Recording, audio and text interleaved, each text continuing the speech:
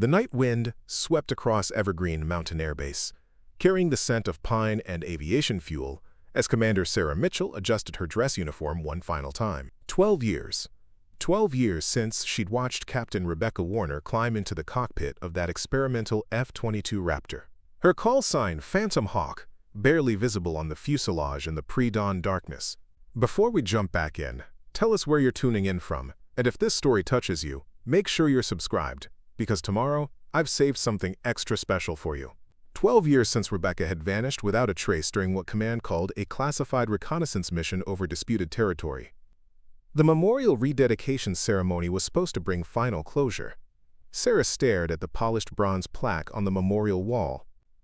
Captain Rebecca Warner, call sign Phantom Hawk, lost during Operation Sentinel Shield. Presumed killed in action. The words blurred as she remembered their final conversation in the operations room. "If anything happens to me, Sarah," Rebecca had said, pressing a sealed envelope into her hands, "don't open this unless I don't come back. And if the networks ever go dark during a lockdown, remember Protocol Avalanche." Sarah had asked what Protocol Avalanche meant. Rebecca had only smiled and said, "You'll know when you need to know." Now surrounded by nearly 400 personnel in pressed uniforms, Sarah clutched that same envelope in her jacket pocket. The paper had yellowed with age, the seal still intact. She'd carried it everywhere for 12 years, never understanding why. General Daniel Blackwell stepped to the podium, his voice carrying across the silent assembly. "Today, we rededicate this memorial to those who gave their lives in service to our nation. Captain Warner represents the finest of our pilots, brilliant, fearless, and committed to missions that advance the boundaries of what was possible." Behind Blackwell, the flag hung at half-mast against the darkening mountain sky. The ceremony proceeded with military precision. The chaplain's prayer, the playing of taps, the reading of names. When they reached Rebecca's name, Sarah felt her throat tighten. She'd been 29, the youngest pilot ever cleared for the Raptor Stealth Enhancement Program. In the control tower, Lieutenant Jessica Coleman monitored the base's systems with practiced efficiency. Her evening shift typically involved routine aircraft tracking and weather updates. Nothing prepared her for what appeared on her screen at exactly 2,000 hours. A red alert flashed across her monitor. Hangar Sierra 7 motion detected. Door unsealing. Coleman blinked, certain she'd misread the display. Hangar Sierra 7 had been sealed since Rebecca's disappearance. 2 security locks, a welded tag, and a commander's order kept it closed. Nobody was authorized to open it. She tapped her keyboard, pulling up the aircraft activation grid. The information that appeared made her blood run cold. Tail 037, call sign Phantom Hawk. Ignition sequence initiated. "That's impossible," Coleman whispered, her hands trembling as she reached for the phone. Below her, the sealed hangar groaned open like a metal beast awakening from a long hibernation. The ceremony crowd heard at first a low mechanical rumble that didn't belong to the solemn proceedings. Heads turned toward the eastern complex where a shape emerged from the shadows. The modified F-22 Raptor rolled forward on steady landing gear, its matte black surface absorbing the ambient light rather than reflecting it. Sarah's heart stopped. The aircraft bore no visible squadron markings, only the stealthy finish she remembered from 12 years ago. Preparing and narrating this story took us a lot of time, so if you are enjoying it, subscribe to our channel. It means a lot to us. Now back to the story. As the aircraft passed beneath the runway lights, the call sign became visible on the dark fuselage. Phantom Hawk. The jet's canopy remained closed, the cockpit lighting dimmed to operational minimum. The engine tone climbed steadily, deliberately, as it turned onto the taxiway with perfect control. No radio call, no clearance code, just the unmistakable sound of a skilled pilot who knew exactly where she was going. "Shut it down!" General Blackwell barked into his radio, abandoning the podium as security vehicles raced across the tarmac. "I want that aircraft stopped immediately." In the tower, Coleman's supervisor grabbed the microphone. "Unidentified aircraft, shut down immediately. You are not cleared for movement. Respond now or prepare to be intercepted." Silence. The F-22 reached the primary taxiway threshold and paused. For one heartbeat, everything on the base seemed to freeze. Then the jet surged forward, gathering speed with astonishing acceleration, wheels lifting with familiar grace as it launched into the darkening sky. Sarah watched the aircraft disappear into the dusk, her mind racing. The envelope in her pocket seemed to burn against her chest. Protocol avalanche. Whatever that meant, she had a sinking feeling she was about to find out. As emergency sirens wailed across the base, one thought echoed through her mind. Rebecca was the only pilot who could handle a Raptor with that kind of precision. The control tower erupted into chaos. Coleman's fingers flew across her keyboard, trying to establish contact with the mysterious aircraft, but every attempt met with static. Her supervisor, Colonel Vanessa Rivera, leaned over her shoulder, her face illuminated by the pulsing red alerts covering every screen. "Status report," Rivera demanded, her voice cutting through the noise of overlapping radio chatter. "Aircraft designation Phantom Hawk is airborne and climbing," Coleman reported, her voice steady despite the impossibility of what she was saying. "But ma'am, this aircraft has been listed as destroyed for 12 years. The pilot was declared killed in action." Rivera grabbed the secure phone, dialing directly to General Blackwell's mobile unit. "Sir, we have a situation." The aircraft is broadcasting an encrypted identification signal, one that matches Captain Warner's classified protocols from her final mission. On the tarmac, Sarah pushed through the crowd of confused personnel. The ceremony had dissolved into pandemonium as security teams mobilized and officers shouted conflicting orders. But Sarah wasn't watching the vehicles or listening to the radio chatter. Her eyes remained fixed on the sky where the F-22 had disappeared. Dr. Marcus Whitman, the base psychologist, approached her cautiously. He'd been the one to counsel Sarah through her grief and survivor's guilt after Rebecca's disappearance. He'd watched her blame herself for 12 years, convinced she could have prevented whatever happened during that final mission. "Sarah," he said gently, "you look like you've seen a ghost." She turned to him, her weathered face pale in the emergency lighting. "Maybe I have." That was her flying style, Marcus. "I've watched 1,000 pilots take off from this base, but nobody flies like Rebecca Warner." "That's impossible," Marcus replied, but his voice lacked conviction. He'd read Rebecca's psychological profile dozens of times, had recommended her for the prototype program. The young captain had possessed an almost supernatural connection with her aircraft, as if the Raptor became an extension of her body during flight. "The report said she was shot down over hostile territory," he added. "The report said a lot of things," Sarah muttered, pulling the envelope from her pocket. "But she gave me this before her last mission. Told me to keep it safe." Marcus stared at the yellowed paper, noting Rebecca's precise handwriting across the front. "For Commander Sarah Mitchell. Open only if networks go dark during lockdown. Sarah, you need to show this to General Blackwell immediately." Before she could respond, the base's emergency lighting flickered and died. The sudden darkness was absolute, broken only by the distant glow of vehicle headlights. Then, one by one, every electronic system at Evergreen Mountain Air Base began to fail. In the tower, Coleman watched in horror as her monitors went black. The radar array collapsed into static. Communication systems dissolved into white noise. Even the backup generators stuttered and fell silent. "This isn't a power failure," she told Colonel Rivera, her voice tight with realization. "This is a complete system override. Someone's rewriting our protocols from the outside." Rivera grabbed the analog radio, the only communication device still functioning. "All units, this is tower control. We are experiencing a complete electronic failure. Switch to manual procedures immediately." On the ground, General Blackwell stood beside his command vehicle, watching his base disappear into technological darkness. His aide, Major Thomas Chen, approached with a flashlight and a grim expression. "Sir, we've lost contact with Northern Command.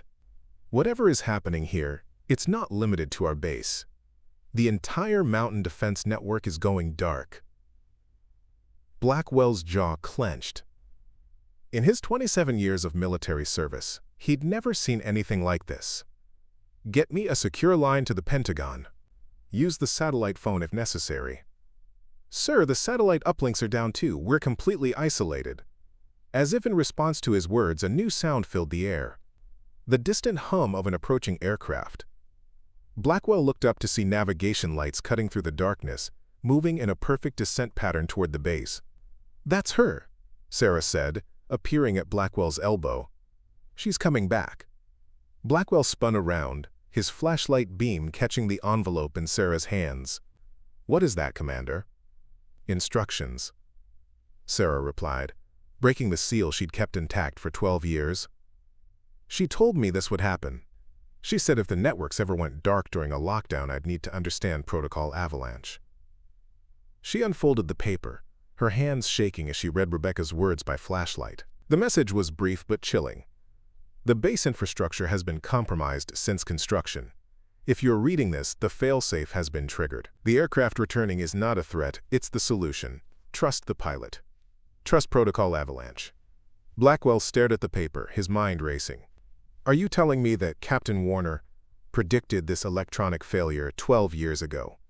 "I'm telling you she planned for it," Sarah replied, her voice filled with awe and dread. "She didn't disappear, General.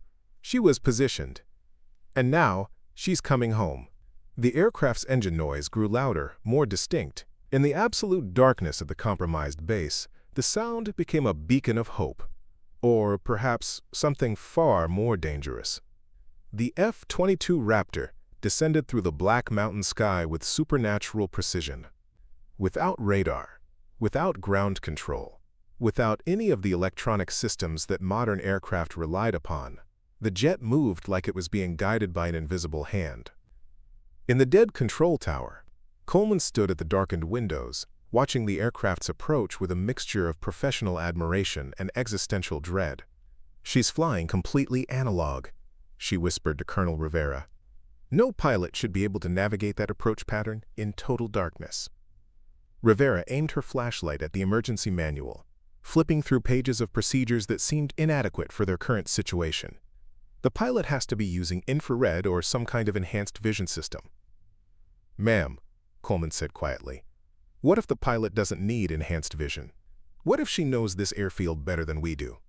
On the tarmac, the emergency response team positioned their vehicles in a rough perimeter around the main runway, their headlights creating a fragmented pattern of illumination.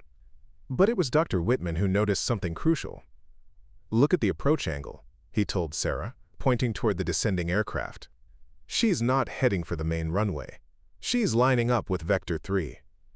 Sarah's breath caught. Vector 3 was the old landing strip, the one they'd used during the base's construction phase. It had been decommissioned years ago, its markers removed, its surface left to weather. Only the original ground crew remembered it existed.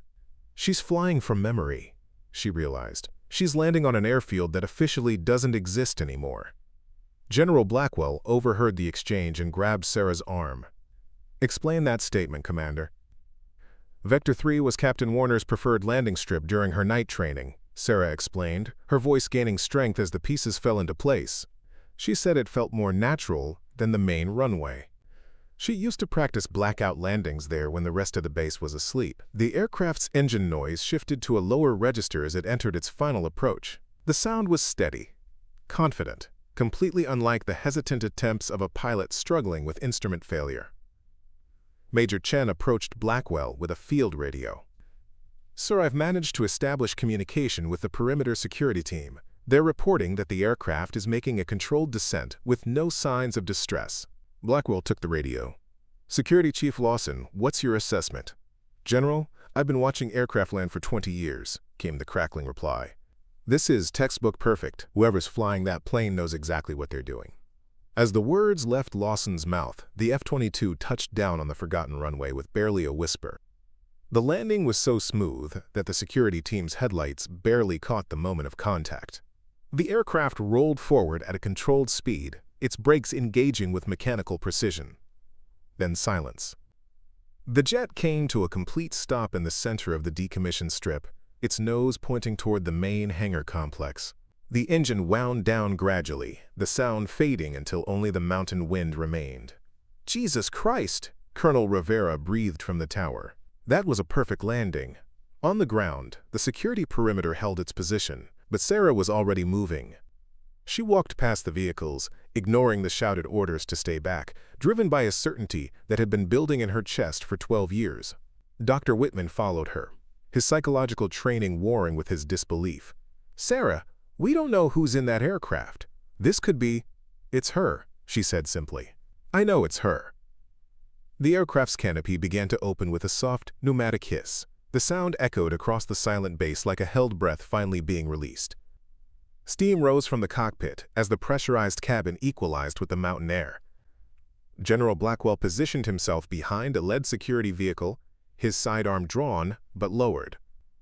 The base's emergency protocols demanded caution, but something in the perfect execution of the landing made him hesitate. A figure emerged from the cockpit, moving with the fluid grace of someone completely at home in the aircraft. The pilot stood on the wing for a moment, silhouetted against the vehicle headlights, then stepped down onto the tarmac. The woman who approached them wore a standard flight suit, but it was weathered and stained with years of use. Her hair, once auburn, now showed streaks of silver. Her face was leaner than the photographs in her personnel file, marked by lines that spoke of stress and solitude, but her eyes were unmistakably those of Captain Rebecca Warner. "Hello, Sarah," she said, her voice carrying clearly across the distance. "I told you I'd come back." Sarah's knees nearly buckled. Behind her, she heard Dr. Whitman's sharp intake of breath, followed by Colonel Rivera's voice on the radio. "Tower to all units, stand down. Repeat, stand down." General Blackwell holstered his weapon and stepped forward, his voice carefully controlled. "State your name and identification." Rebecca looked at him with eyes that held depths of experience no ordinary pilot should possess. "Captain Rebecca Warner, serial number 35921 Delta Charlie, call sign Phantom Hawk. Reporting for duty, sir." She paused, glancing at the envelope still clutched in Sarah's hands. "I believe you have my instructions. It's time you learned what Protocol Avalanche really means." The makeshift command post in Hangar Delta buzzed with tension as officers gathered around the table where Rebecca sat, her flight suit still damp with the moisture that had accumulated during her high-altitude flight. General Blackwell placed a secure recorder on the table, its red light blinking steadily in the emergency lighting. "For the record, this debriefing is classified at the highest levels," Blackwell began. "Captain Warner, you've been listed as killed in action for 12 years. The military conducted a memorial service. Your family received bereavement benefits and honors." Rebecca's expression remained impassive. "I have no living family, General. That's why I was selected for Protocol Avalanche."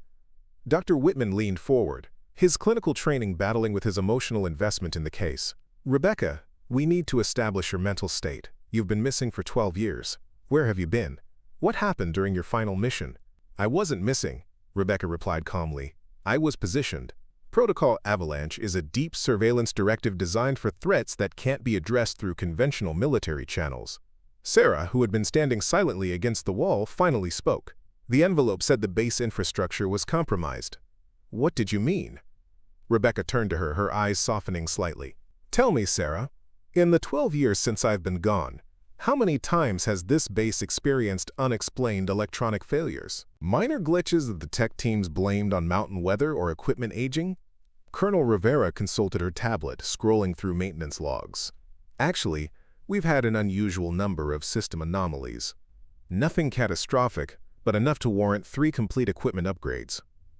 "Those weren't random failures," Rebecca said. "They were tests. Someone has been probing our defenses, learning our protocols, mapping our vulnerabilities. What happened tonight was the culmination of a 12-year infiltration strategy." General Blackwell's face darkened. "Are you suggesting this base has been under surveillance by foreign agents?" "Not foreign," Rebecca replied. "Domestic. The threat comes from within our own defense establishment. There are people with high-level security clearances who have been selling access to our most sensitive installations." Major Chen entered the hangar with a stack of files. "General, I've pulled Captain Warner's original mission parameters. Her final assignment was listed as Extended Reconnaissance with Communication Blackout Protocols. The mission was authorized by someone with Zodiac-level clearance." "Zodiac level?" Dr. Whitman asked. "I've never heard of that classification." "Because it doesn't officially exist," Rebecca explained. "Protocol Avalanche operates outside normal military hierarchy. We report to a compartmentalized unit tasked with investigating internal security threats. My mission was to disappear completely, to become a ghost in the system while tracking the infiltration. Sarah stepped closer to the table. So you've been alive this entire time? You let us believe you were dead? The pain in her voice was unmistakable. Rebecca's composure cracked slightly. I let you believe what you needed to believe. The grief, the memorial service, the sealed hangar, all of it was necessary to maintain the illusion. If anyone suspected I was still alive, the entire operation would have been compromised. What operation? Blackwell demanded. What have you been doing for 12 years? Rebecca stood and walked to the hangar's main window, looking out at the F-22 Raptor sitting on the darkened runway. I've been tracking the people who want to sell our defense network to the highest bidder. The electronic attack on this base tonight was a demonstration, a proof of concept for potential buyers. They wanted to show they could cripple an entire military installation without firing a shot. And you stopped them? Sarah asked. I interrupted them. The system override I triggered when I landed created a feedback loop that burned out their access protocols. But this was just one base, one demonstration. They have similar operations planned for installations across the country. Colonel Rivera looked up from her tablet. Captain, the evidence you're presenting is extraordinary. We'll need verification before we can act on these allegations. Rebecca reached into her flight suit and withdrew a small device that looked like a specialized data module. This contains 12 years of surveillance data, financial records, communication intercepts, personnel files, meeting locations, everything you need to identify and prosecute the entire network. Dr. Whitman studied Rebecca's face carefully. The psychological profile suggests you've been operating in complete isolation for nearly a decade. How did you maintain your mental resilience? I had a mission, Rebecca replied simply. I had a purpose, and I had faith that when the time came, the people I trusted would be ready to act. She turned back to Sarah. You kept the envelope. You followed the instructions. You trusted me even when it made no sense. Sarah's eyes were bright with unshed tears. I blamed myself for 12 years. I thought I'd failed you somehow, that I'd missed something during your final briefing. You didn't fail me, Sarah. You were the anchor that kept me connected to who I used to be. Every time I doubted the mission, I thought about that envelope in your possession. I thought about coming home. General Blackwell cleared his throat. Captain, assuming your intelligence is accurate, what's our next move? Rebecca returned to the table, her expression hardening with resolve. We use the data to identify the compromised personnel. We coordinate with federal law enforcement to make simultaneous arrests. And we prepare for the possibility that some of these people will have contingency plans in place. What kind of contingency plans? Chen asked. The kind that involve eliminating anyone who can expose their operation, Rebecca replied, including everyone in this room. The hangar fell silent except for the distant hum of the emergency generators. Outside, the mountain wind carried the sound of approaching vehicles. But whether they brought reinforcements or something more sinister remained to be seen. The vehicles approaching Hangar Delta belonged to the Federal Bureau of Investigation. Special Agent Gabriela Cortez stepped out of the lead SUV, her face grim as she surveyed the darkened base. She'd received the encrypted transmission from General Blackwell 30 minutes ago, a message that had prompted the fastest federal response in her 18-year career. Agent Cortez, Blackwell said, meeting her at the hangar entrance. Thank you for coming so quickly. When someone reports a 12-year conspiracy involving compromised defense installations, I don't waste time, Cortez replied. Where's the pilot who supposedly has the evidence? Rebecca stepped forward, still wearing her flight suit. Special Agent Cortez, I'm Captain Rebecca Warner. I believe you've been tracking some of the same financial anomalies I've been investigating. Cortez's eyebrows rose. You're the pilot who's been dead for 12 years. I'm the pilot who's been gathering evidence for 12 years, Rebecca corrected. And I think you'll find that evidence confirms your suspicions about the Summit Defense Consortium. The FBI agent's expression sharpened. Summit Defense Consortium had been on the Bureau's radar for 26 months. A private military contractor with unusually high profit margins and suspiciously vague government contracts. What do you know about Summit? Cortez asked. Rebecca handed her the data module. I know they've been using their legitimate defense contracts as cover for selling classified military capabilities to foreign buyers. I know they've placed personnel inside key military installations across the country, and I know they've been planning to demonstrate their infiltration capabilities to potential clients tonight. Dr. Whitman, who had been listening from the background, stepped forward. Agent Cortez, we need to discuss the psychological implications of what Captain Warner has endured. 12 years of deep cover operation with no support structure is unprecedented. I had support, Rebecca said quietly. I had a network of people who didn't know they were helping me. Maintenance crews who reported unusual equipment failures. Security personnel who noticed patterns in visitor logs. Analysts who flagged suspicious communication intercepts. Sarah looked at her with new understanding. You were never really alone. No, Rebecca agreed. I was surrounded by good people doing their jobs. They just didn't know those jobs were part of a larger investigation.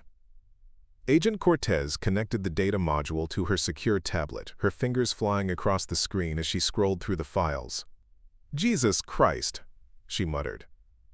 This is a complete organizational chart. Names, dates, financial transfers, communication logs. It's all here. The demonstration tonight was supposed to be the final proof for their biggest client, Rebecca explained. A complete electronic takeover of a military installation with no detection. If it had succeeded, they would have had buyers lined up from Washington to Beijing. Colonel Rivera joined the group, her face pale. Captain, some of these names are people I work with every day. Major Peterson from the Communications Division. Lieutenant Rodriguez from Intelligence. They've been feeding information to Summit? They've been compartmentalized, Rebecca said. Most of them probably don't understand the full scope of what they're involved in. They think they're participating in legitimate security assessments or equipment evaluations. General Blackwell studied the files on Cortez's screen. How high does this go? High enough to authorize Protocol Avalanche, Rebecca replied. That's why I had to disappear completely. The people behind this operation have security clearances that would have given them access to any conventional investigation. Lieutenant Coleman rushed into the hangar with a field radio. General, we're receiving reports of similar electronic failures at installations in Colorado, Nevada, and Washington. It's not just us. This is a coordinated attack. Agent Cortez was already on her secure phone coordinating with FBI field offices across the country. We need simultaneous arrests at all locations. If even one of these people gets word that we're onto them, the entire network will vanish. They're already getting word, Rebecca said ominously.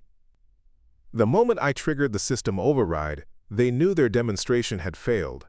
They're going to start eliminating evidence and witnesses. As if summoned by her words, the sound of approaching helicopters filled the air. But these weren't military aircraft. They were civilian helicopters, the kind used by private security companies. Those aren't ours, Blackwell said, reaching for his sidearm. Rebecca was already moving toward the hangar side exit.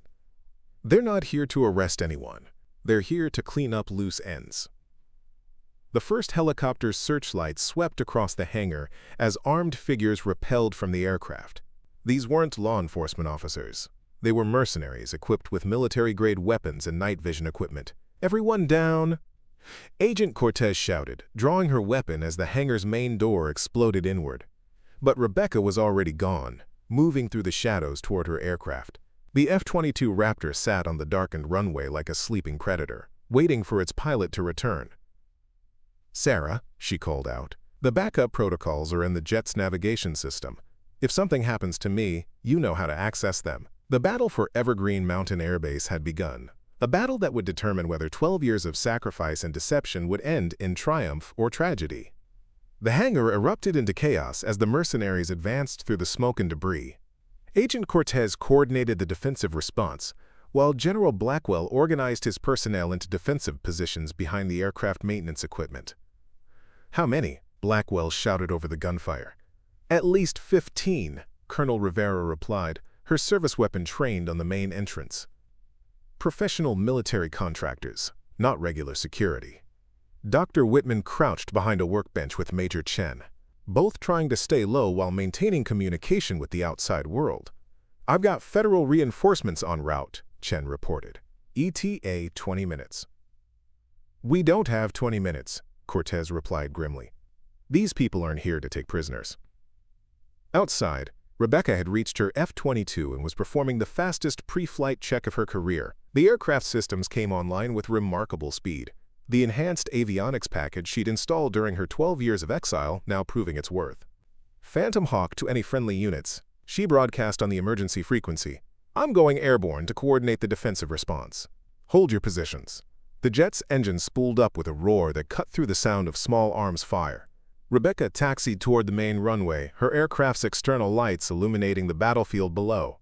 In the hangar, Sarah had taken position near the communications equipment, using her technical expertise to maintain power to the essential systems. "She's airborne," she reported to the others. "But what can she do from up there?" The answer came moments later as the F-22's targeting systems locked onto the attacking helicopters. The aircraft's electronic warfare suite, upgraded with 12 years of modifications, began jamming the mercenaries' communications and navigation systems. "Their helicopters are losing control," Agent Cortez observed, watching through the hangar's windows as the aircraft began to waver in the air. "She's disrupting their electronics." But the ground assault continued. The mercenaries had anticipated electronic interference and were operating with analog equipment and hand signals. Their leader, a scarred woman in tactical gear, directed her team with military precision. "They're trying to reach the data module," Colonel Rivera warned. "If they destroy the evidence files, this entire operation was for nothing." Rebecca's voice crackled through the radio. "Negative. The files are already being transmitted. Agent Cortez, confirm receipt of the complete data package." "Confirmed," Cortez replied. "The evidence is in federal custody. Even if they destroy the local copies, we have everything we need." The mercenary leader heard the transmission and made a hand signal to her team. Their mission parameters had changed. If they couldn't destroy the evidence, they would eliminate the witnesses. "They're coming for us," Blackwell realized. "This isn't about the files anymore. This is about silencing everyone who knows the truth." The battle intensified as the mercenaries pressed their assault, but they hadn't counted on the determination of military personnel fighting to protect their home base. The defenders fought with a ferocity born of righteous anger and professional pride.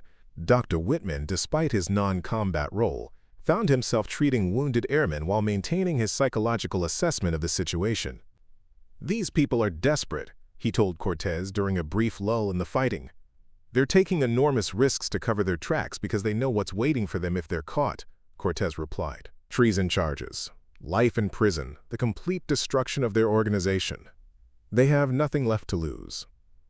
Above the battle, Rebecca coordinated the response with the precision of a conductor leading an orchestra. Her aircraft sensors tracked every movement on the ground, relaying tactical information to the defenders while simultaneously guiding the approaching federal reinforcements. "This is Agent Cortez," she heard over the radio. "We have additional helicopters approaching from the southwest. Military markings. They're ours." The tide of battle began to turn as legitimate military helicopters arrived with FBI tactical teams. The mercenaries found themselves caught between the defending airbase personnel and the newly arrived federal response team. "Surrender now and you'll live to stand trial," Agent Cortez announced over a loudspeaker. "Continue fighting and you'll be eliminated as hostile combatants." The mercenary leader looked around at her diminishing forces, calculating odds that were rapidly turning against her. But before she could make a decision, her radio crackled with a new voice, one that made her blood run cold. "This is Director Eliza Morgan, Summit Defense Consortium. All teams, implement Protocol Omega immediately." Sarah recognized the name from the files Rebecca had provided. "Protocol Omega?" she repeated over the radio. "What's Protocol Omega?" Rebecca's response was immediate and chilling. "Scorched Earth. They're going to try to destroy the entire base, eliminate all evidence and witnesses." The mercenary leader reached for a device on her belt, a remote detonator connected to explosive charges that had been placed throughout the installation during months of infiltration. "Everyone out!" Blackwell shouted. "Clear the hangar immediately!" But it was too late. The mercenary's finger moved toward the detonator button, her face twisted with desperate resolve. The shot that stopped her came from an unexpected source. Drive. Marcus Whitman, who had retrieved a sidearm from one of the wounded airmen. His hands shook as he lowered the weapon, his face pale with the realization of what he had done. "I'm sorry," he whispered. "I couldn't let her." "You saved us all, Doctor," Agent Cortez said, kicking the detonator away from the fallen mercenary. That device could have leveled half the base. The remaining mercenaries, seeing their leader down and their escape routes cut off, began to surrender. The battle for Evergreen Mountain Air Base was over, but the larger war against the conspiracy was just beginning. The sun rose over Evergreen Mountain Air Base to reveal a scene of controlled chaos. Federal agents swarmed the installation, processing evidence and interviewing witnesses while military personnel worked to restore the base's damaged systems. The smoking remains of the mercenary helicopters served as stark reminders of how close the conspiracy had come to succeeding. In the base's conference room, Agent Cortez presided over a secure video conference with FBI directors, Pentagon officials, and federal prosecutors from across the country. The evidence Rebecca had gathered was being simultaneously analyzed by teams of experts who were already building cases against the identified conspirators. "The scope is even larger than we initially suspected," Cortez reported. "We're looking at compromised personnel at 23 military installations, 4 defense contractors, and at least 3 members of congressional oversight committees who were being paid to influence defense appropriations." Rebecca sat at the far end of the table, her flight suit finally replaced with a borrowed uniform. The 12 years of isolation had left their mark. She appeared older than her biological age, her eyes carrying the weight of secrets and sacrifice, but there was also a sense of relief, as if an enormous burden had finally been lifted from her shoulders. "The arrests are proceeding smoothly," continued Agent Cortez. "We've taken 52 individuals into custody, including the entire leadership structure of the Summit Defense Consortium. The financial evidence alone will be sufficient to secure convictions on charges of treason, conspiracy, and violation of the Espionage Act." General Blackwell leaned forward. "What about the demonstration attacks on the other bases? Were they able to complete their objectives?" "Negative," replied a voice from the conference screen. Admiral James Keller, speaking from the Pentagon. "Captain Warner's interference created a cascade failure in their electronic warfare systems. The attacks on the other installations were neutralized within minutes of the attempt." Dr. Whitman, who had been observing Rebecca throughout the debriefing, finally spoke up. "We need to address the psychological impact of what Captain Warner has endured. 12 years of deep cover operation with no external support is unprecedented in military history." "I had support," Rebecca said quietly. "I had the knowledge that people like Sarah were maintaining the memory of who I was, that Agent Cortez and her colleagues were investigating the financial irregularities, that officers like General Blackwell were asking the right questions about security breaches." Sarah, who had been unusually quiet throughout the morning, finally looked up from the technical reports she'd been studying. "Rebecca, I need to ask you something. The modifications to your aircraft, where did you get the resources for that level of enhancement?" A slight smile crossed Rebecca's face. "Protocol Avalanche comes with a substantial black budget. I've been living off the grid for 12 years, but I haven't been living in poverty. The aircraft modifications were necessary to maintain my surveillance capabilities and prepare for exactly this kind of confrontation."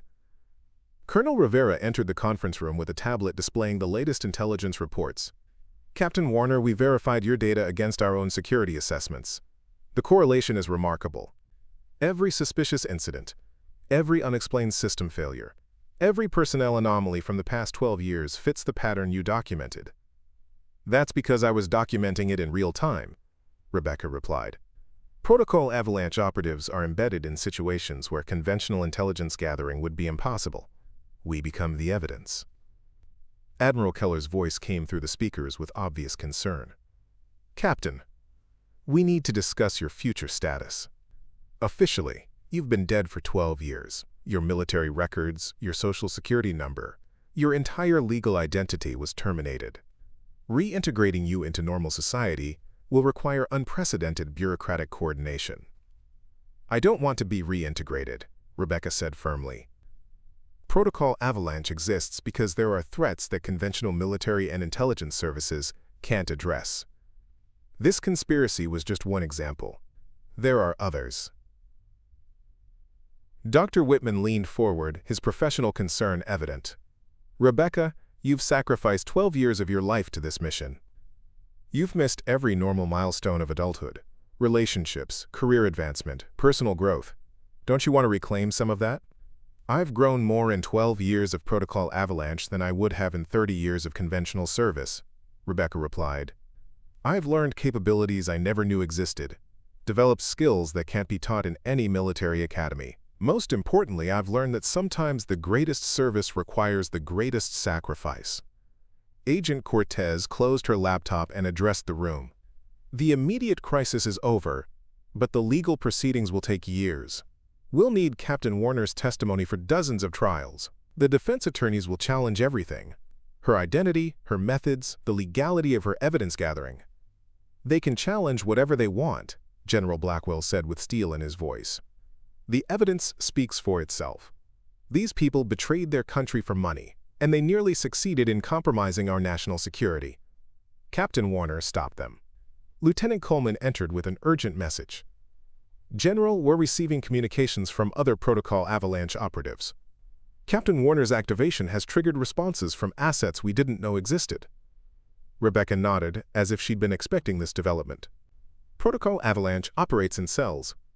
When one cell activates, it sends signals to the others. There are probably 6 or 7 other operatives around the world who are now preparing to surface with their own intelligence. How many people know about this program? Admiral Keller asked. Need-to-know basis, Rebecca replied. I know my mission and my contacts, but I don't know the full scope. That's by design. If any one operative is compromised, they can't expose the entire network.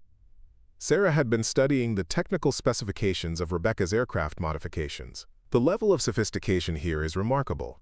You've essentially created a mobile intelligence platform that can operate independently for years. That was the idea, Rebecca confirmed.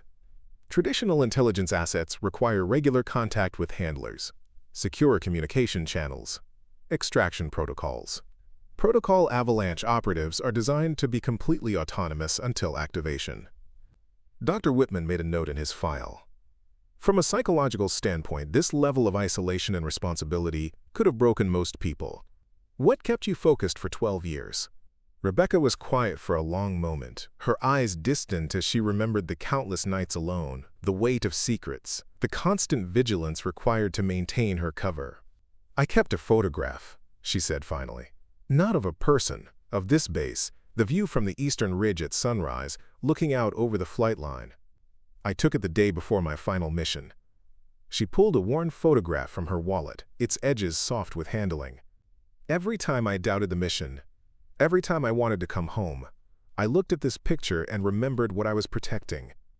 Not just the base, but the people who work here, the principles we swore to defend. The room fell silent as everyone absorbed the depth of her commitment. 12 years of exile, 12 years of sacrifice, all motivated by a single photograph and an unshakable sense of duty.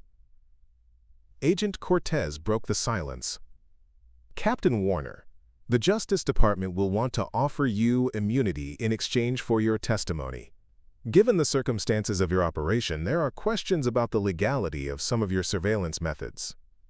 I'll testify, Rebecca said without hesitation. But I don't need immunity. Everything I did was authorized under Protocol Avalanche directives. If Congress wants to investigate those directives, that's their prerogative. But I won't apologize for stopping traitors. Admiral Keller's voice carried a note of respect. Captain, the Pentagon will want to debrief you extensively about Protocol Avalanche capabilities and procedures. This program represents a significant intelligence asset. I'll cooperate fully, Rebecca replied. But I want assurances that the program will continue. The threats we face are evolving faster than our conventional responses. We need operatives who can disappear for years at a time, who can gather intelligence from inside enemy organizations, who can act when no one else can. General Blackwell stood up, his decision made. Captain Warner, I'm recommending you for immediate promotion to Major with full reinstatement of your military status. Your service record will reflect a 12-year classified assignment successfully completed. Thank you, sir, but I don't need promotion, I need assignment. Protocol Avalanche has identified at least 3 other conspiracy networks operating within the defense establishment. With the Summit Defense Consortium exposed, these other organizations will accelerate their timelines. You want to disappear again? Dr. Whitman asked, his voice filled with concern. I want to do my job, Rebecca replied simply. For 12 years I've been a ghost. But ghosts see things that the living miss.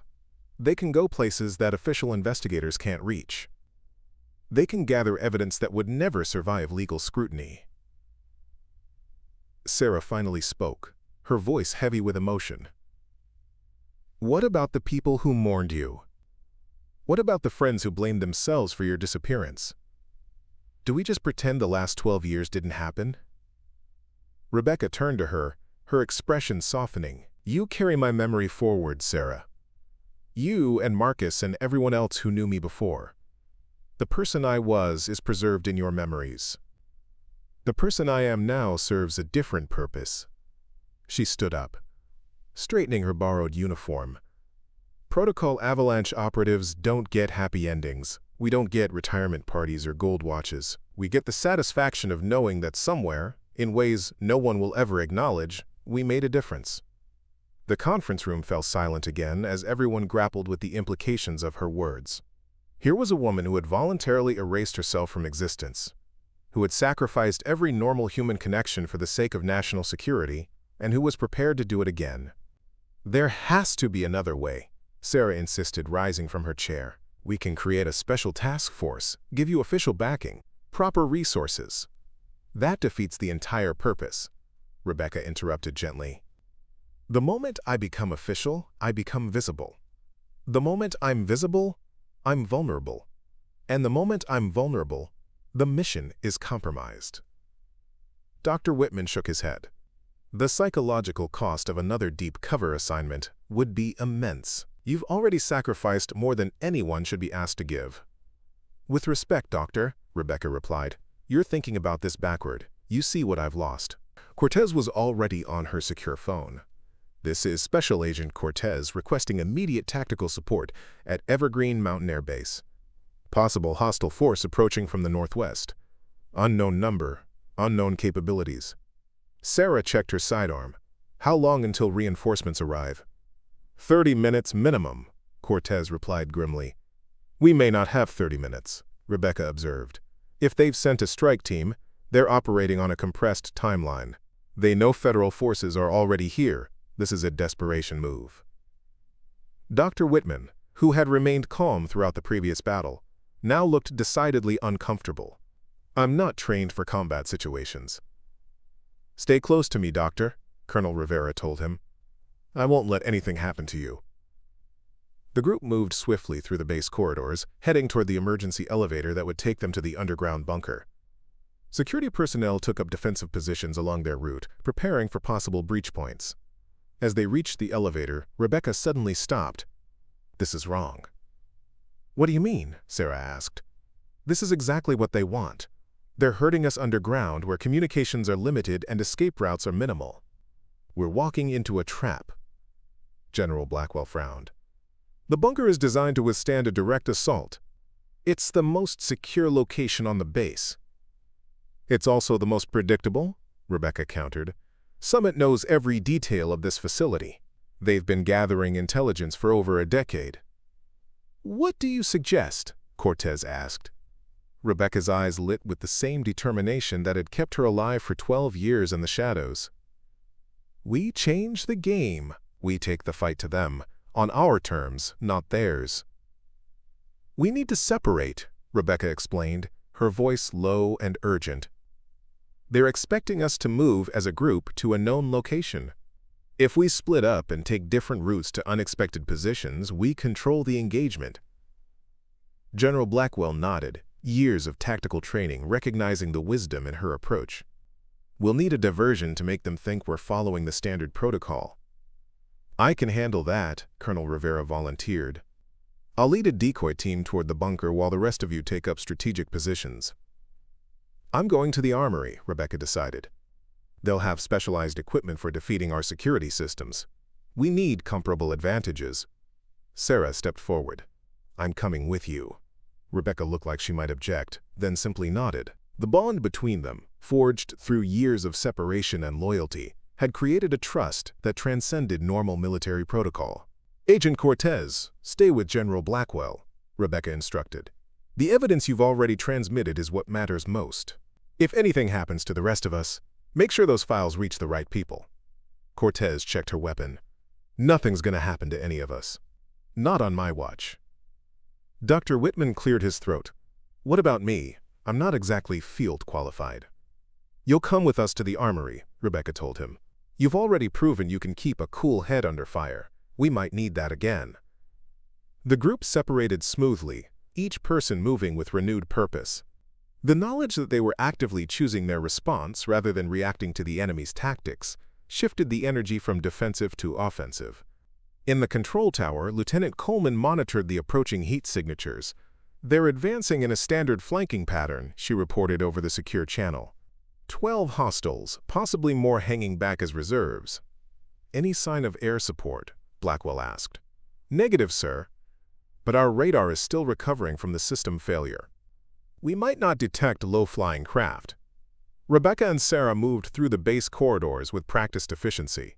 Years of training had made them both experts at reading dangerous situations, though Rebecca's extended time in deep cover had honed her skills to an almost supernatural level. "You've changed," Sarah observed as they approached the armory's reinforced door. "We all change," Rebecca replied, entering a complex security code. "Some of us just have more incentive than others."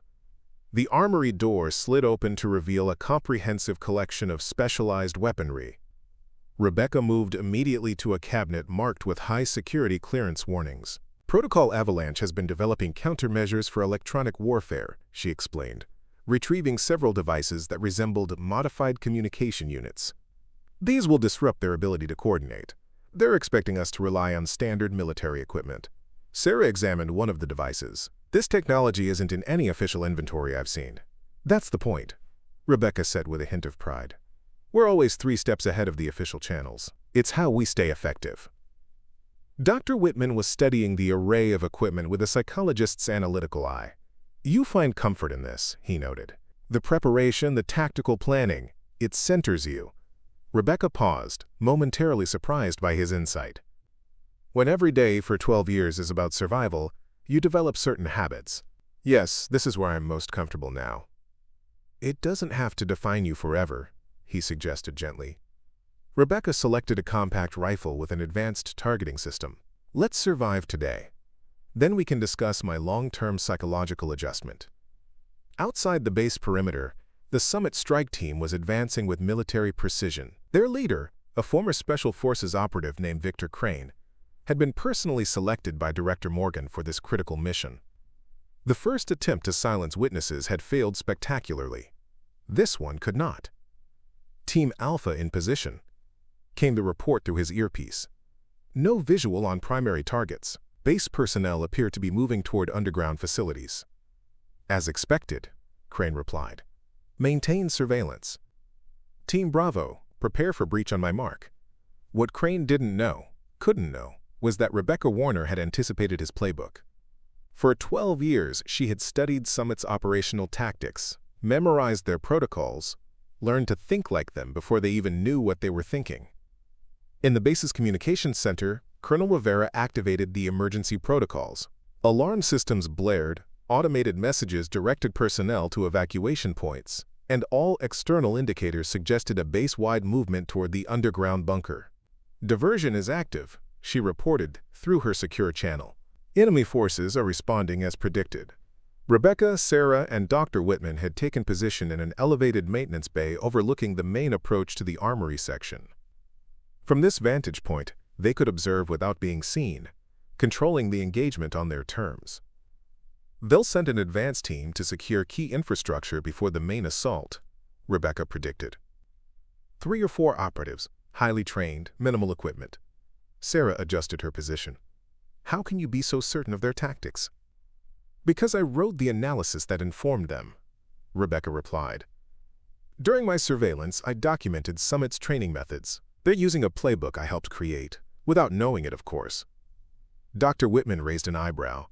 You infiltrated their strategic planning? Not directly. I placed certain assessments in circulation through military channels. Papers examining theoretical vulnerabilities in base security protocols. Summit's analysts picked them up, adapted them, incorporated them into their training. They think they're using cutting-edge military theory. They're actually following a path I laid out for them. Sarah stared at her with newfound appreciation. That's incredibly long-term thinking. Protocol Avalanche operates on extended timelines, Rebecca said simply. We plant seeds that may take years to bear fruit. At the base perimeter, Crane received troubling news from his surveillance team. Sir, we're detecting unusual movement patterns. Not all personnel are moving toward the bunker. Several small groups are taking positions throughout the facility. Crane frowned. This deviation from standard protocol suggested someone had anticipated their approach. Adjust the insertion point. Team Bravo, redirect to secondary entry. But the secondary entry had already been secured by General Blackwell and Agent Cortez, who had positioned themselves with a clear line of sight to the access corridor. Contact imminent, Blackwell murmured as his tactical display showed heat signatures approaching. Remember, we need prisoners for questioning. Lethal force only when necessary. The first Summit operative rounded the corner, equipped with advanced night vision and a suppressed weapon. He never saw the non-lethal projectile that struck him in the chest, delivering an incapacitating electrical charge that dropped him instantly. His two companions reacted with professional speed, taking cover and returning fire. But they were operating on a flawed tactical assessment. They believed they were facing standard military security measures, not a carefully orchestrated counter-operation designed by someone who knew their every move. This isn't going according to plan, Crane muttered as reports of resistance came in from multiple teams. Someone had prepared for them, anticipated them. Someone who knew. The realization hit him with stunning force. All teams, fall back and regroup, he ordered. This is a trap. They knew we were coming. But his warning came too late for many of his operatives. Throughout the base, the Summit strike teams encountered prepared positions, countermeasures specifically designed to neutralize their equipment, and defenders who seemed to anticipate their every move. In the maintenance bay, Rebecca tracked the enemy communications with one of her specialized devices. They're realizing something's wrong, she reported. The leader is ordering a withdrawal. Should we pursue? Sarah asked. No. Let them retreat. Each operative we capture is valuable intelligence, but the leadership is the real prize. If they escape today, federal agencies will track them down tomorrow. Dr. Whitman had been monitoring the base's internal communications. The FBI tactical team is 15 minutes out. If we can contain the situation until they arrive, we can do better than contain it, Rebecca decided. We can end it. She activated her communication device. General Blackwell, the enemy force is attempting to withdraw. They'll have an extraction plan, most likely air transport at a secondary location. Agreed. Blackwell's voice came back. Satellite imagery shows a clearing 2 miles northwest with what appears to be a civilian helicopter. That's their exit strategy, Rebecca confirmed. And their greatest vulnerability. Within minutes, a new plan was coordinated. While the base defenders continued to engage the retreating Summit operatives, Rebecca prepared for a different kind of mission. The F-22 Raptor, her aircraft, her partner through 12 years of solitary vigilance, was rolled from its hangar, prepped for immediate takeoff. You don't have authorization for this, Colonel Rivera protested as Rebecca climbed into the cockpit. Protocol Avalanche grants me operational autonomy in direct threat situations, Rebecca replied, strapping in. This qualifies. Sarah approached the aircraft, concern etched on her face. If you engage their extraction vehicle, you're escalating this beyond a defensive action. I'm not going to engage, Rebecca assured her. I'm going to follow. Their helicopter will lead us directly to whoever is coordinating this operation. That's intelligence we can't afford to lose. General Blackwell, who had joined them at the flight line, considered the proposal. It's high risk. Everything about Protocol Avalanche is high risk, Rebecca countered. That's why it works. After a moment's deliberation, Blackwell nodded. Approved.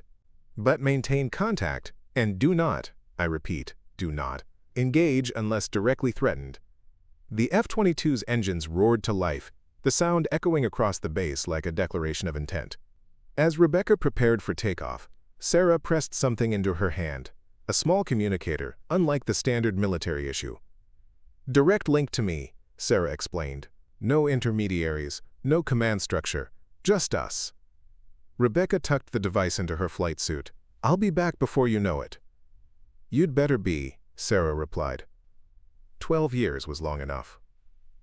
The Raptor screamed into the night sky, its stealth capabilities rendering it nearly invisible to conventional tracking systems. Rebecca piloted the aircraft with the same supernatural precision she'd demonstrated during her return to the base, following a course that would intercept the Summit extraction route while remaining undetected. On the ground, the remaining Summit operatives found their retreat increasingly difficult. What had begun as a precision strike had devolved into a desperate fight for survival. Of the original 12-person team, 5 had been captured, 2 were wounded, and the rest were scattered and disorganized. Crane, maintaining his composure despite the deteriorating situation, reached the extraction point with just 3 of his team intact. The helicopter was waiting as planned, its rotors already spinning in preparation for immediate departure. "Mission compromised," he reported to the figure waiting inside the aircraft. "Unknown how they anticipated our approach. Recommend immediate withdrawal and reassessment." Director Eliza Morgan's face revealed nothing of her thoughts. As the architect of Summit's most sensitive operations, she had learned to maintain absolute control over her expressions. "Get in," she ordered. "We have contingencies." As the helicopter lifted off, neither Morgan nor Crane realized they were being shadowed by an aircraft specifically designed to remain undetected. Rebecca maintained a careful distance, her Raptor's advanced systems tracking the helicopter's every movement while transmitting its coordinates back to base. "They're heading east," she reported through her secure channel. "Maintaining altitude of 3,000 feet. Civilian aircraft, no apparent defensive capabilities. FBI is mobilizing intercept teams based on your tracking data," came General Blackwell's response. "Maintain surveillance, but do not engage." The helicopter continued eastward for approximately 30 miles before making an unexpected descent toward what appeared to be an abandoned industrial facility. Rebecca adjusted her approach, using the surrounding terrain to mask her presence as she observed the landing. "Target has touched down at what looks like a former manufacturing complex," she reported. "Coordinates transmitted. Multiple vehicles on site. This appears to be a significant operation." On the ground, Director Morgan exited the helicopter and moved swiftly toward a waiting SUV. Her expression remained composed, but her movements betrayed urgency. Whatever contingency plan she had in place, it was clearly being activated now. Rebecca made a decision. The intelligence value of learning Morgan's emergency protocols outweighed the risk of discovery. She guided the Raptor to a concealed position among the hills overlooking the facility and prepared for a more direct observation approach. "I'm setting down 2 miles from the target location," she informed Base Command. "Going to ground for close reconnaissance." "Negative, Captain." General Blackwell's voice came back immediately. "Your orders are to maintain aerial surveillance only." "With respect, sir. Protocol avalanche parameters authorize field discretion in high-value intelligence scenarios. This qualifies." Before further objections could be raised, Rebecca had landed the aircraft in a natural depression that would shield it from casual observation.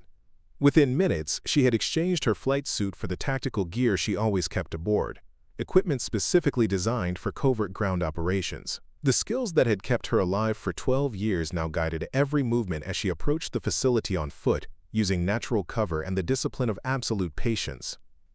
The industrial complex revealed itself to be far more active than it appeared from the air. Security personnel with military bearing patrolled the perimeter, and the central building showed signs of significant technological upgrades despite its deteriorating exterior.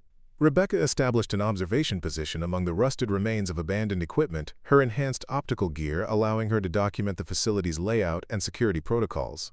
What she witnessed confirmed her worst suspicions. This wasn't merely an extraction point but a secondary command center for Summit's operations. Director Morgan and Crane entered the main building, where they were met by several individuals whose bearings suggested senior leadership. Rebecca captured images of each face, building a comprehensive intelligence package that would prove invaluable for the coming investigation. Summit leadership identified and documented, she reported through her secure channel. This facility appears to be a command node, multiple servers visible through windows. Possible data center. At Evergreen Mountain Air Base, the captured summit operatives were being processed by federal agents. Each interrogation revealed fragments of the larger conspiracy, confirming the scope of Rebecca's 12-year investigation. But the most significant development came from Sarah's analysis of the tactical equipment they had carried. "These aren't standard military-grade systems," she explained to Agent Cortez. "They're prototypes, advanced electronic warfare modules that shouldn't exist outside classified development programs. Someone with access to our most sensitive research," Cortez concluded grimly. "Not just someone," Sarah corrected. "A network of people across multiple agencies and contractors. The implications are staggering." Dr. Whitman had been observing the interrogations from a psychological perspective. These operators genuinely believe they're working for legitimate national security interests. The compartmentalization is remarkable. Each knows only their specific role, with no understanding of the larger criminal enterprise. At the summit facility, Rebecca continued her surveillance, documenting personnel movements and security protocols. The information would be crucial for the federal raid that would inevitably follow. But as she prepared to withdraw, something unexpected occurred. A vehicle arrived, not a military or tactical transport, but a civilian luxury sedan. From it emerged a figure Rebecca recognized immediately from her years of intelligence gathering: Senator William Hargrove, chairman of the Defense Appropriations Committee. "New development," she reported urgently. "Senator Hargrove has arrived at the facility." Repeat. Senator William Hargrove is meeting with summit leadership. The implications were seismic. A sitting senator, directly involved with a criminal enterprise selling national security secrets. The conspiracy reached higher than anyone had imagined. Rebecca captured comprehensive documentation of the meeting, ensuring irrefutable evidence of Hargrove's involvement. This was the culmination of 12 years of patience, sacrifice, and unwavering determination. Proof that would bring down not just Summit's operational leadership, but their political protection as well. As she prepared to withdraw, Rebecca felt a strange sense of completion. The mission that had consumed her adult life, that had required her to surrender her identity and connections, was reaching its conclusion. The ghosts she had chased through years of solitary vigilance were finally taking solid form. The return to Evergreen Mountain Air Base carried none of the drama of her initial appearance. Rebecca landed the F-22 with the same precision that had characterized all her flying, but there was a difference in her demeanor as she climbed from the cockpit. A weight had been lifted, not entirely gone, but significantly lightened. The evidence she provided triggered a coordinated federal response that would be remembered as one of the most significant counterintelligence operations in modern history. Senator Hargrove was taken into custody while leaving the summit facility. Director Morgan and her leadership team were arrested as they attempted to activate their final contingency plans. And across the country, dozens of conspirators found themselves facing federal agents, armed with incontrovertible evidence of their crimes. 2 weeks after the events at Evergreen Mountain Air Base, the media coverage had finally begun to fade. The official story spoke of a significant counterintelligence operation that had neutralized a domestic conspiracy. The details remained classified, the heroes unnamed, the true scope hidden behind layers of national security protocols. Rebecca stood in the same hangar where her F-22 Raptor had been stored for 12 years, now filled with advanced equipment and personnel from agencies whose names didn't appear on any organizational chart. Her aircraft had been upgraded again, fitted with technology that pushed the boundaries of what was possible in a single-seat fighter. Dr. Whitman approached with a final psychological evaluation report. "Your assessment came back clean, though that's hardly surprising. You've demonstrated remarkable psychological resilience. But Rebecca, I have to ask one more time, are you certain this is what you want?" "It's not about what I want," Rebecca replied, running her hand along the aircraft's wing. "It's about what needs to be done. Protocol Avalanche has identified a new threat: defense contractors selling quantum encryption technology to unauthorized foreign entities. The operation is based in Eastern Europe with connections to former intelligence operatives and corporate espionage networks." "How long this time?" Dr. Whitman asked. "Unknown. Could be 3 years, could be 10. Deep cover operations don't run on schedules."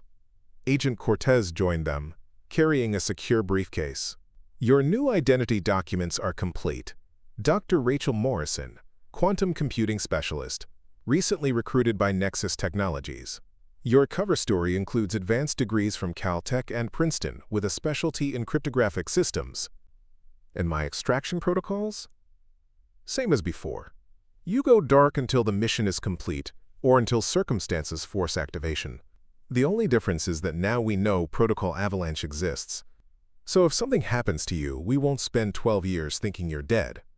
Sarah emerged from beneath the aircraft, having completed the final communications check. Her weathered hands showed the marks of intensive training, but her eyes reflected a newfound purpose. She's ready, Sarah reported. Everything checks out perfectly. She stood up slowly, stretching muscles sore from the crash course and covert operations she'd been undertaking. I have something for you, she said, pulling a small package from her pocket. Inside was a new photograph, the same view from the eastern ridge that had sustained Rebecca through 12 years of exile, but updated to show the current state of the base. The same sunrise, the same flight line, but with subtle changes that marked the passage of time. So you don't forget what home looks like, she said simply. Rebecca took the photograph, her fingers tracing its edges. Thank you, Sarah, for everything. For keeping the faith when it made no sense. For maintaining the memory when it would have been easier to forget. For being the anchor that kept me connected to who I used to be. Who you used to be, Sarah repeated. What about who you are now? I'm a guardian, Rebecca replied. I'm someone who stands watch in the shadows, who goes places others can't go, who does things others can't do. I'm a ghost who protects the living. General Blackwell approached with Lieutenant Coleman at his side. Major Warner, your orders are sealed and classified at the highest levels. Officially, you're being transferred to a joint research initiative. Unofficially, you're saving the country again. Sir, I want to make one request. When I disappear this time, I want the memorial wall updated. Instead of listing me as presumed killed in action, I wanted to read, on extended assignment, for the families of other Protocol Avalanche operatives, so they know their loved ones might still be out there. Blackwell nodded solemnly. Approved. The wall will reflect the truth that some of our people serve in ways that require them to vanish from the world, but not from our memories. Colonel Rivera brought the final briefing materials. Your target organization is called the Prometheus Consortium. They've been acquiring classified cryptographic technology through compromised research facilities and corporate espionage. Intelligence suggests they're planning to demonstrate quantum-resistant encryption capabilities to potential buyers within the next 2 years. 2 years to infiltrate, gather evidence, and identify the entire network, Rebecca assessed. Challenging, but not impossible. Dr. Whitman handed her a sealed envelope. This contains contact information for a secure psychological support network. Protocol Avalanche operatives have access to counseling services, but only through very specific channels. If you need someone to talk to, someone who understands what you're going through, the resources are available. Thank you, Rebecca said, tucking the envelope into her flight suit. But I've learned to carry my own strength. Sarah stepped forward. I'll be joining you in 6 months. My training will be complete by then, and my cover identity as a security consultant will be established. We'll operate independently, but with overlapping access points. Rebecca's expression softened. You're sure about this? Once you step into the shadows, the way back is never simple. I've never been more certain of anything, Sarah replied. Some battles can only be fought from the darkness. As the sun began to set over the mountains, Rebecca climbed into the cockpit of her F-22 Raptor one final time. The familiar controls felt like extensions of her body, the aircraft responding to her touch with the precision of a finely tuned instrument. Phantom Hawk requesting clearance for departure, she announced over the radio. Phantom Hawk, you are cleared for takeoff, came the response from the control tower. Safe travels, Major Warner. The jet rolled down the runway as the assembled personnel watched from the tarmac. There was no ceremony this time, no speeches or formal farewell. Just a group of people who understood that they were witnessing something remarkable. The voluntary disappearance of someone who chose duty over personal happiness, service over recognition, sacrifice over safety. As the aircraft lifted into the darkening sky, Sarah raised her hand in a final salute. Beside her, Dr. Whitman wiped away tears he hadn't expected to shed. Agent Cortez spoke quietly into her secure phone, coordinating with assets around the world who would help maintain Rebecca's new cover identity. The F-22 climbed steadily, its navigation lights blinking against the stars. In the cockpit, Rebecca looked down at the base growing smaller below her, memorizing the scene one more time. Then she turned her attention to the mission ahead, to the new identity she would assume, to the enemy she would face. Somewhere in the shadows of international espionage and corporate conspiracy, the Prometheus Consortium was conducting business, selling American secrets to foreign buyers, believing themselves untouchable and invisible. They had no idea that a ghost was coming for them. As Evergreen Mountain Air Base faded into the distance behind her, Major Rebecca Warner disappeared once again into the shadows of classified operations and unacknowledged service. The memorial wall would be updated as promised. Her status changed from presumed killed in action to on extended assignment. But for those who knew the truth, she remained what she had always been, a guardian who protected from the darkness. A warrior who fought battles that could never be publicly acknowledged. A ghost who chose to haunt the enemies of freedom rather than rest in peace. The F-22 disappeared into the night sky, carrying its pilot toward another mission, another identity, another chapter in a story that would never be fully told. In the silence that followed, those left behind could only hope that someday, when the world was safer and the threats had been neutralized, their ghost would finally be allowed to come home. But until that day, Major Rebecca Warner would remain where duty called her, invisible, unacknowledged, and absolutely essential to the security of the nation she had sworn to protect. The legend of Phantom Hawk lived on, not in the stories people told, but in the silence of secrets kept and the shadows of missions accomplished. Some heroes wear uniforms and receive medals. Others disappear into the darkness and are remembered only by those who understand that the greatest service often requires the greatest sacrifice. As the mountain night settled over Evergreen Mountain Air Base, the stars seemed to shine a little brighter, as if bearing witness to the courage of those who serve in silence and the dedication of those who guard the guardians. The mission continued. The watch never ended, and somewhere in the vast darkness of the world, a ghost named Rebecca was already beginning her next assignment in the eternal struggle between those who would sell freedom and those who would die to protect it. Up next, you've got two more standout stories right on your screen. If this one hit the mark, you won't want to pass these up. Just click and check them out. And don't forget to subscribe and turn on the notification bell so you don't miss any upload from us.